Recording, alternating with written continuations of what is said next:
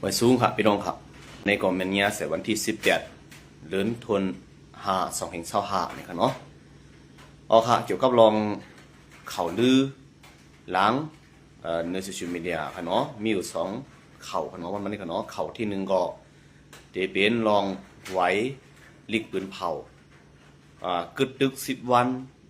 ของซุ่ม RCSS จะหยุดซึกเขานะครับเนาะข่าวที่2ก็เกี่ยวกับรองดีว่าซึกขังมาฮอดถึงตั้งไหวคือไหวปั้นอันว่านั่น2หัวข่าวนั้นเสมาตึกส่วนบันชาวลังในบันพี่น้องเฮาค่ะหาได้ครับผู้ระบินจนกันนะครับเนาะเอาค่ะเกี่ยวกับรองดีรีบปืนเผาจุ่มโคไลRCSS เขาเลยปืนเผาไว้ว่าเกิดตึกตั้งแต่วันที่16ต่อถึงวันที่25เดือนธันวาคมอันมานั่นในอันในพี่น้องคนเมืองใต้ค่ะดูแลวันกันว่วนตัวทัดของตัวหลีเดียวนะครับเนาะเมื่อป่นมาอันที่เข้าไล่ต่างเขาลัดเขาเกี่ยวกับลองจุ้มโคไลเขาไล่หางหมากกลางหมากไล่มกยื้อลักยื้อแล่เขาเปิดปางตึกแฮมเป็ดปูกั้งปูเกะเหมือนตั้งล่างหลวงเขาเมืองล่างเลยค่ะเนาะเล่นหลายตีที่ในเนี่ยจึงพี่น้องคนจะอยู่เมืองเปิลกำพองรัดว่าอ่ำใจลงเต้เป็นเขาพังกับปอมขยะจือเสียงโคไลก้อยอันมานั่นเนี่ยกำในเนี่ยรีบปืนเผาปืนในจุ่มโคไลเขารัดว่ากูตับกูห้องกันและก้นซึกกูห้องกันให้เตรียมไรกว่าการยื้อเตรียมไรกว่าเปิดปังตึกจูจุ่ม SPP แทงตั้งแต่วันที่16ในกว่าต่อถึงวันที่25ขอตั้งเหนือที่ฉังมาเกี่ยวกับรองเตเป็นเตฮอดถึงวันลุกขึ้นเยาเลยให้กึดย่างปันตา10วันเนี่ยปองว่าเขากึดย่างตา10วันก็ไอ้ปองเมื่อป่นมานั่นที่เขาตีลองหมากแตกเลยสังนักยืมมกยืช่องยืเลยแหมไปผูกก้างผูกเกนั่นปองว่าเขาเฮ็ดเต้เย้าในปองว่าลิกพื้นในเปลี่ยนลิกตีเขาย่อมภาพว่าเขาเฮ็ดเต้นั่นขนาดได้ตั้งหันถึงเขาได้ใครพี่น้องคนเมืองใดครับพ่นหันถึงเลยสังลังเจ้าอีกนึงลองเส้นในความบุกปอให้เขาลัดกว่าลัดเอ็นข้อสมปอกโคตรกอกำพองอยู่ว่าอาเซียนเฮ็ดหล่อเส้นนั้นเส้นไหนแต่ก็แม่นลิกปืนเผาจุ่มอาเซียนออกมาลิกปืนในเขาลัดว่าเตกึดตึกตัด10วันอันมานั่นในปองมาป่นมาเขาเฮ็ดเต้นั่นค่ะนะในก่อนผมเป็นพี่น้องคนเมืองใดค่ะเอาเงินปิญญาออกเสห้วนทัดของตัวแต่ได้ทบหันลองเปิงเปลี่ยนเต้มันเกกังตับซึ่งใต้อัสเสเขาคาได้ดังจุ่มเจอซึกเขาในไผเป็นก้นเหรียญก้นเมืองไผเป็นก้นหยอกเหรียญก้นเมืองไผเป็นก้นถังในก้นเมืองแล้วก็ไผเป็นไผที่เอาก้นเมืองเฮ็ดตัวอยู่สิเฮ็ดกินกันเอากันเตื้อจัดเป็นควางมันมาตาสีนั่นเนี่ยอย่ามาพี่น้องคนเมืองใต้ขาดเตหูป้องตาแรงกันมาตั้งนำตั้งหลายอยู่เกี่ยวกับลองลิปืนเผาจุ่มโคไลเขาขืนในค่ะนะเอาฮะกำในไว้สิออกลิปืนเผากว่าเมื่อวันที่16ไว้1เก่าจุ่มโคไลเขาเลยมากันยื้อตับปังเซาตับสุงใต้ค่ะเอสเสียค่ะตีตั้งกรุงตีน้ำหมูตั้งออกไล่ค่ะในเนี่ย2องตีค่ะเนาะเลยมากันยื้อตั้งที่ตูเจ้าเก่าเป็นก้นไผ่ออกลิปืนเผากึดตึกตัด10วันก้วยกาว่าวันที่16นั่นก็เขาสมบูรณ์มากันยื้อตับปังเซาตับสุงใต้เอสเสียค่ะตีตั้งกรุงตีกรุงลิงเนี่ยตั้งน้ำหมูในเนี่ยค่ะเนาะลองเส้นในมันกึ่งดีเป็นค่ะกว่าเมื่อไรก็เฮ็ดในตาสีก็ในก้นซื้ออันที่อำในอยู่เมืองใต้อยู่เมืองเปิ้นซ้ำ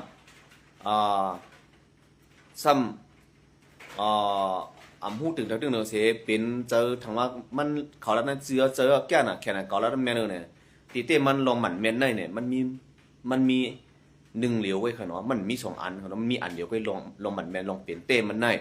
อย่าไปเข้าใจหยอกแหลนก้นเมืองติ๊กๆเพราะว่าสู่เข้าใจหยอกแหลนก้นเมืองติ๊กๆสู่รัดลงเขาพังกับปอมติ๊กๆไหนซึ่งว่าคนเมืองผู้มาตั้งนานมากในคนเมืองได้อิ่มนาสู่ในเหลือสีขี้ก่อนค่ะนะก็สู่หยอกแหลนคนเมืองหยอกแหลนในเต้ไรว่าวันนั้นสู่ถังเล็กคนเมืองนั่นค่ะนะวันเมื่อไหร่ก็ลองเปิ่งเป็นเต้ลิกผืนให้ออกมานั่นเหมือนตั้งว่าจุ่มเขาย่ำภาพว่าเมื่อป้วนมาเขาเฮ็ดลองหางหมักกะหมักไรล่างลองมกยื้อช่องยื้อลักหลอมยื้ออะไรเขาหลอดตับปังเซาเอสเสียเขานั่นเนี่ยปอกมาเขาย่ำภาพเป็นน้องเต้มันนั่นค่ะนะอันว่าเอสเสียเลยค้างใน UNAจุ่ม3จุ่มโฮมกันมาลอยคือในลอยคือตั้งหลายข่าวกำเข้าได้สร้างดังปัญหาในเข้าได้สร้างดังลองรีบปืนเผาจุ่มโคไลขอนตั้งค่ะเนาะกำได้เข้าได้สร้างดังปัญหาน้องในค่ะ ลิกเพิ่นเหลียวมาว่าลิกปอมในอ่ำใจห้าเกาคำเลยว่าลิกปอมเกาเขาแล้วว่าลิกหมอแลนไหนก็ลิกหมอแลนห้าก้นหมอแลนเกาเขาว่าไหนเขาก็ว่าออกลิกปืนเผาวันเหลียวไว้สมปบมาปืนปังตึกสู้ตับปังเศร้าตับซึ่งได้เขาเย่าขนาดอันนี้ตีเลยว่าจึงหือค่ะเนาะก็ในเขาตอบกันไอหัวล็อกนี่อีกหนึ่งขนาดไอหัวล็อกนี่นั่นว่าลอยตั้งตอบกันเนาะเขาเป็นหายไปแล้วค่ะตายยินตาอาชินชินมาตายยินกองเนี่ยใจอันตึกได้หลีเขาก้อยกว่าตัวเงาไรมันแต่จุ่มใจซื้อเขาในเขาเส้นนี้เดี๋ยวมันจะเขาตึ้งเปลี่ยนในดาเซียแจ้งมันเขาเป็นแจ้งมันอ่ะพอเราลองคือติอุบโอกันทบกันเมื่อแล้วก็เขาเนี่ยอยู่ตั้งเตอเนี่ยเปิดปากตึกสู้ดาเซียมันก็ตัวเขาแหละเพราะว่าก็หลงมาตัวเต้นไผ่โคไลแค่ตัวเต้นไผ่ปอดหองแค่เพราะว่าปอดินในปีโตก็ให้ปังกุมกันแต่ดิอุบลองง่ำเย็นในจึงในพื้นที่เมืองใต้เนี่ยตีละทีหนึ่งตื่นเป็นปังตึกมันตึกลักยีเขาหมกยีช่องยีเขาอ่ะนี่ค่ะในก็จุ่มควายเขาหนังไหนค่ะในปืนเผาติกปืนเผากึดตึกแต่10 วันจุ่มควายปืนเผาตั้งปืนเผาวันที่16ก็ตั้งเสียงกองก็แตกวันที่16เจ้มันเกิดในปี15ใต้หนังกันเขายำตึกส่วนมากแต่สิว่าลงเงียนยอกเงียนเกียเขาในปีเจ้าตัวเขาพี่น้องหนังกันให้ไปเจ้าตัวเปิ้ลเนี่ยก้อยกว่าเขาตัวในได้จุ่มปดจันในได้ตื่นเจ้าตัวเขาพี่น้องหนังกันก้อยช่างเขาพังเขาปลอมเน่ช่างสถานการณ์เน่กอบก้อยผลประโยชน์เฮ่เนี่ยมันเป็นที่ไหนจุ่มปดจันเขาเฮ็ดมาตาสีเนาะแล้วแนวคามาที่ลอยเข้าไหลปานค่ะเนาะเกี่ยวกับลองมีเขาลือว่าจุ่มเขียงเอเลยตับซึ่งใต้เอสเอขาเลยดังจุ่มยูดูเอสเอเนี่ยจุ่มอย่างก็มามีไว้ที่ลอยเข้าลอยปั้นที่ปืนปังตึกจูเกาก้างอันมันเลยเขาเนี่ยมันเป็นเขาก้นที่ลูกของเนี่ยกองคีโบคีก้อยเสียมาลัดก้อยค่ะเขาที่ไหนมาสูงค่ะพี่ตะวันปันแห้งอยู่ครั้งยิ่งจมขอบใจค่ะมาสูงเหมือนกันค่ะเขาที่ไหนมันจะเขาลองเปิงเป็นเต้มันค่ะลอยเข้าลอยปั้นในมีดีตั้งตกวันไฮตั้งตกเกซีในก้อยเดี๋ยวให้ขังมาเผียวดีในค่ะที่ให้จุ่มต่างจุ่มมาอยู่เผียวดีในค่ะลอยเข้าลอยปั้นในเป็นดีเงางุ้นเก่าของตับซึ่งใต้เอสเอค่ะเรียกว่าเป็นซึกใต้ค่ะอยู่ไว้ถังอยู่สังถังเสาไว้เรียกว่าเป็นซึกกูเฮิร์นเอาค่ะเดลูให้ซึกเป็นมาอยู่จอมเฮ็ดสังค่ะล่ะอันนี้โกดออกเขาเมืองไทยเนี่ยมังทุดน้ำเม็ดมามังเก่าเนี่ยย่าจือเสียงตับซึ่งใต้เขาค่ะตาเสนะเฮ็ดไหนมาตาเสโอ้ว่าอ่ำเสลงเต้มันเนี่ยอย่าเป็นลาดเขาหรอกย่อเขาต้องก็เอาเป็นเต้ว่าตีลอยเข้าลอยปั้นในเอสเอห้องเปิ้นมาย่อจอมเปิ้นได้ขึ้นมือขึ้นจังนั้นจังในบ่นาทีเมืองแต่พอเราซุ่มบันเปิ้นจังนั้นจังในอ่ะนาทีปอทองในบ่ได้ซุ่มค่ะตึกเปลี่ยนปังตึกกันอยู่ก้อยการนาทีเมืองได้ปอดจันแต่อ่ำเป็นปังตึกกันย่อซุ่มกว่าย่อค่ะสีเชียงโหปงต้นตีปังรองเมืองปลายไผ่ขุนจังไหนเป็นนาทีปะโอกุ้มกำก่อนเลยเสียงก้อมแตกตั้งใจค่ะนะเสียงก้อมแตกตั้งจุ่มโคไลเสียลูกเขาเนี่ยก็อย่าปะโอกุ้มทิ้งไหลกุ้มกำไหลตั้งแต่ต้นตีต่องกีโหปงสีเชียงเมืองปลายไผ่ขุนปังรองสีกีบยองหวยหน่อยโอ้เขากุ้มทิ้งเลยเสียงก้อมแตกเขาเนี่ยนะสุกุมมันเนี่ยปอดห้องอยู่ที่ก้อยปอดจานในเสียงก้อมแตกเป็นกุ้มทิ้งไหลอะวะ3-4-5เจเวงเนาะหนึ่งก็ต้นตีได้ปากกว่าครึ่งหนึ่งว่ะต้นตีย่อเกี่ยวตะลุงเนาะต้นตีเกี่ยวตะลุงโหปงย่อก็สีแสงทุ่งโป่งย่อก็เมืองไปไผ่ขุนปางร้องสีกีบยองหวยจำก้าเขาด้วยเนาะในขณะชิบเว้งไปโอ้เขากุ้มทิ้งกว่าเลยเสียงก้อมแตกนะชิบเว้งไปค่ะอันนี้ค่ะเนาะชิบเว้งไปก็เปิดเส้นถึงวันเหมือนได้อันที่มึงได้ปอทองได้เนี่ยถึงเป๊กสมาเป็นปันเป๊กสมาจุ่มกอก้างเขามาอะไรจุ่มนั่นจุ่มนี่มาเสร็จแล้วก็เขาขาดตึกมีกำกันมาอยู่อย่างนี้ซิเขาตึกมีให้ขุดดิวเนี่ยพี่น้องกุมมาป่องไปข้างนอกหน่วยเลี้ยงปังลงแท่งนั่งกันนอก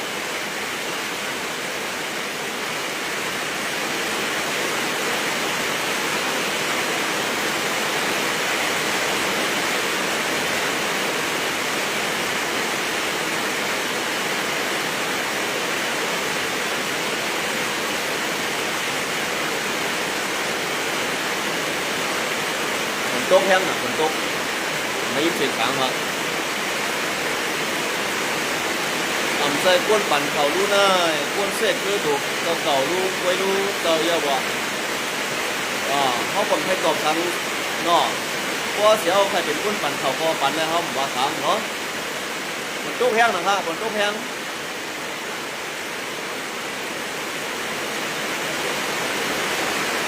บนโต๊ะบนโต๊ะมาชุมนุมกันค่ะมาชุมนุมกันค่ะ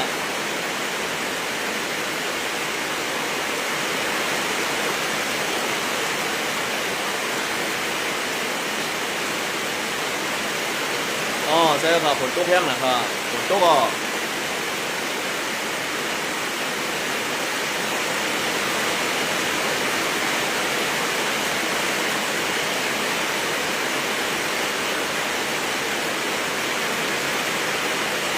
ะดองมันเนี่ยก็เยาเนาะเพราะว่าวันนั้นก็เขาเดี๋ยวเราเต้ก่อนเพราะว่า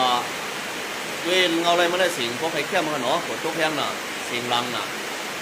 พี่น้องจะไปมาต้องตัดน้ำแทงขนาดอันที่เขาได้ก่อลองกอดจันลองไหลเครือเดี๋ยวก็พี่น้องคนเมืองใต้ขาติดฟองเสียวไหลเครือเนี่ยมันอยู่จำตั้งเงาเงินมันให้กุ้ยจำเป็นต้องเอาทางเอาสังมากเขาหรอกพอไหลเครือไหลป้าในตั้งพอตอนนั้นเป็นชื่อกันกูเฮิร์นค่ะเป็นชื่อกูเฮิร์นนะใช่ว่าเป็นชื่อกูโป้ก็ว่าอะไรกันตั้งไหลเครือไหลป้าในขนาดเอ็นแห้งซึ่งเขาเป็นพ่ออยู่ค่ะเนาะอันว่าเอาแห้งซึ่งตั้งไล่ค่ะมือดังปอดหอกนั่นรู้จอนเจอลงเต้ค่ะ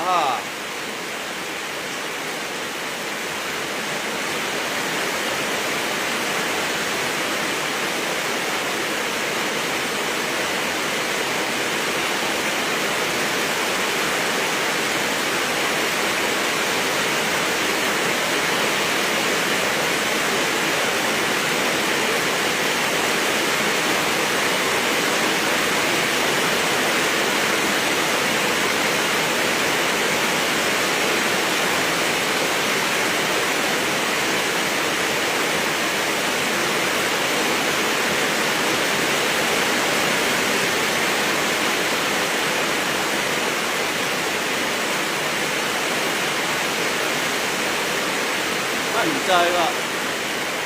ลองว่าซื้อถังมามีก็เลยก็เลยปั้นมั่นใจค่ะไม่ต้องเต้มันค่ะมั่นใจค่ะเนาะฝนตกก็ยินเสียงอยู่ถ้าลัดเลยใจค่ะถ้าอย่าว่ายินเสียงสังเงาเขาเนี่ยครับป่ะ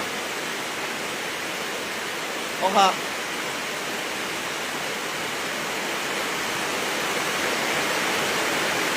อันว่าเอาแห้งซึกตั้งไหลขามือดังปอนหองใจครับแห้งซึกตึ้งมีไว้อยู่ค่ะดังปอนหองจำเป็นต้องตั้งไรขามาขนาดเขาตีเห็นหูหลีช่วยกันหาเส้นตั้งให้เมืองไกลหลีเมืองเก่าไม่ว่าอยากอยู่ค่ะนะอยากอยู่ค่ะตอนกาที่ให้เมืองใต้ค่ะขึ้นหลีเหมือนมืออ่อนตั้งปากปีได้ก็ดีอยากอยู่ค่ะเนาะเพราะว่าเมืองใต้เขาเนี่ยมันเลยแตกแยกกันแห้งไหนว่าตั้งเจ้าคือก็แตกแยกกันเฮ้ใต้ต่อใต้ก็แตกแยกกันเฮ้เนี่ยตอนกาที่มาพร้อมวงกันขึ้นนั่นเลยว่าเปลี่ยนน้องอยากอันนึงเปลี่ยนน้องอยากเต้ๆว่าก็ว่าอะไรเอาค่ะนะตัวหนังใต้ต่อใต้จำจังข้อมูลกันในค่ะเนาะเพิ่นค่าลางอ่อนเมื่อก้วยยาวคาเข้มหลีฝนตกก็เสียงอ่ำล้างใจคอกินโดเชียนบ่าเชียนตามาตินยาป่าโอคาของใครค่ะ